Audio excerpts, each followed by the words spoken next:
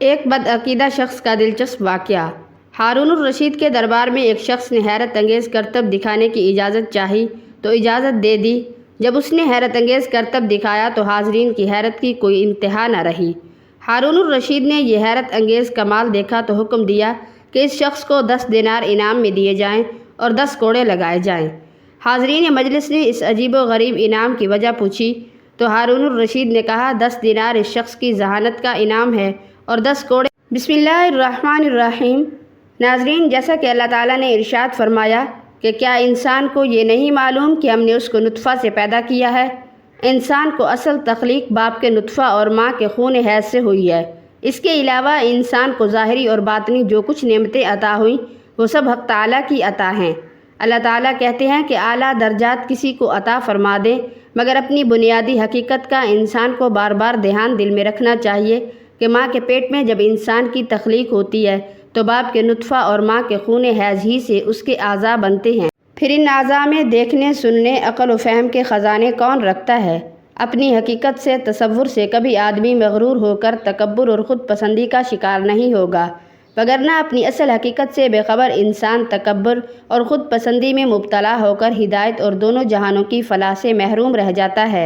پرانے زمانے کی بات ہے کہ ایک شخص بدعقیدہ تھا اور وہ یہ کہا کرتا تھا کہ بندہ مجبور محض ہے اور ذاتی طور پر اس کو کچھ اختیار نہیں، اس لیے خیر و شر کی کوئی ذمہ داری مجھ پر نہیں۔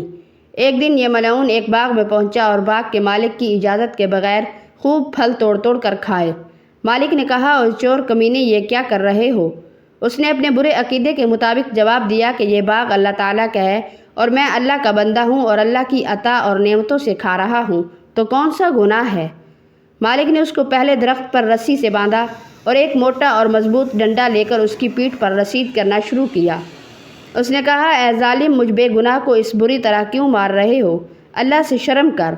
باغ کے مالک نے چھوڑتے ہی جواب دیا کہ یہ ڈنڈا بھی اللہ کا ہے اور میں بھی اللہ کا بندہ ہوں جو دوسرے بندہ کی پٹائی اچھی طرح کر رہا ہوں۔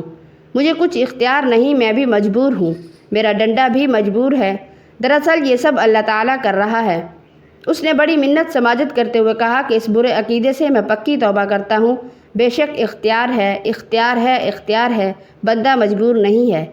ناظرین، اس واقعہ سے معلوم ہوا کہ بندہ کبھی واعظ و نصیحت سے حق بات قبول نہیں کرتا تو پھر اللہ تعالیٰ کی جانب سے اس پر کبھی ایسی آفت اور مصیبت مسلط ہو جاتی ہے جس سے اس کا دماغ سیدھا ہو جاتا ہے اور اس میں صحیح اور حق بات قبول کرنے کی صلاحیت پیدا ہو جاتی ہے۔ جیسے بیماری کا علاج دوا اور غذا سے نہیں ہوتا بلکہ کبھی کبھی آپریشن کے ذریعے سے بھی شفا حاصل ہوتی ہے جو اس کے بغیر ممکن نہیں تھی۔ ناظرین، وقت افراد اور قوموں کا سرمایہ ہے۔ ترقی کی وہ راہیں جو اس سرمایہ کے ٹھیک استعمال ہی کی بدولت طے ہو سکتی ہیں، انہی اقوام کی راہ گزر بن سکتی ہیں جو اس گراں قدر پونجی کو صحیح استعمال کرتی ہیں۔ فرد معاشرے کا جز ہے اور افراد ہی کے ہاتھوں میں اقوام کی تقدیر ہوتی ہے۔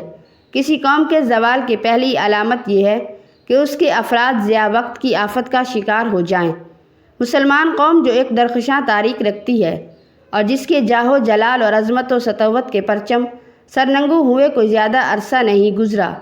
وقت کی قدر اس کے مذہبی فرائض میں داخل ہے اور یہ اس کی تاریخی خصوصیت رہی ہے۔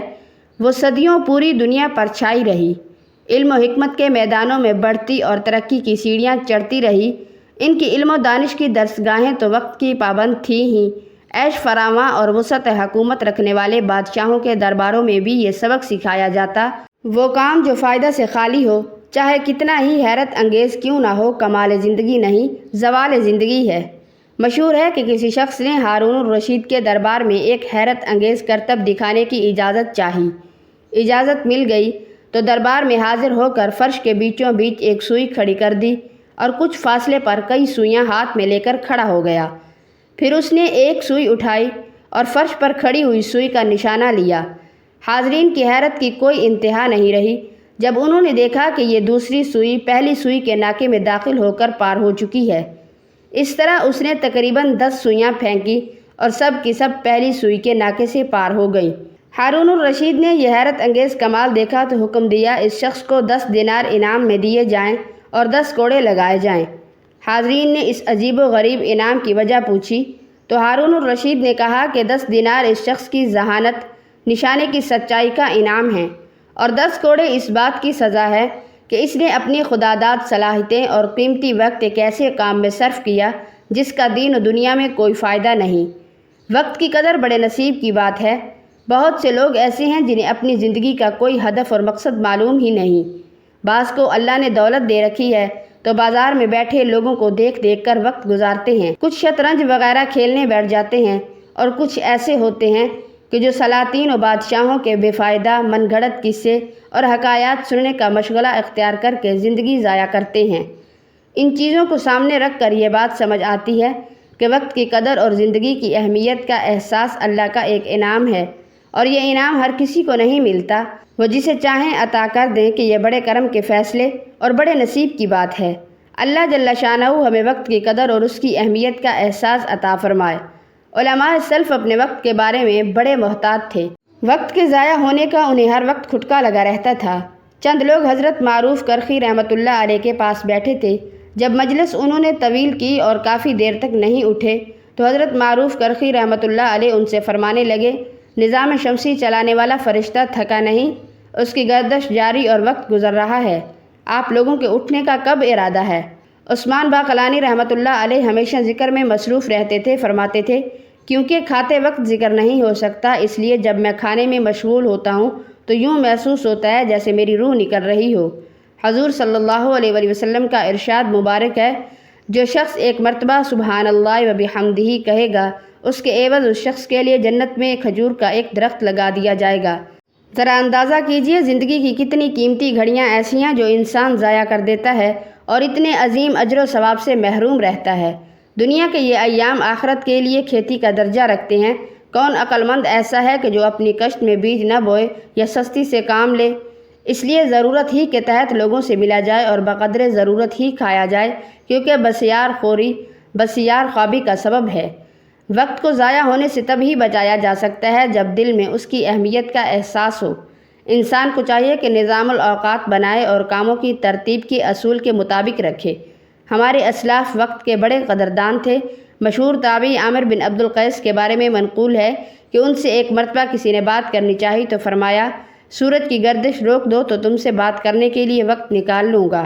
دعا ہے کہ اللہ تعالی ہمیں نیک عمل کرنے کی توفیق عطا فرمائے اور ہمارا خاتمہ ایمان پر فرمائے، آمین ثم آمین۔ ناظرین، امید کرتے ہیں ہماری آج کی یہ ویڈیو آپ کو پسند آئی ہوگی۔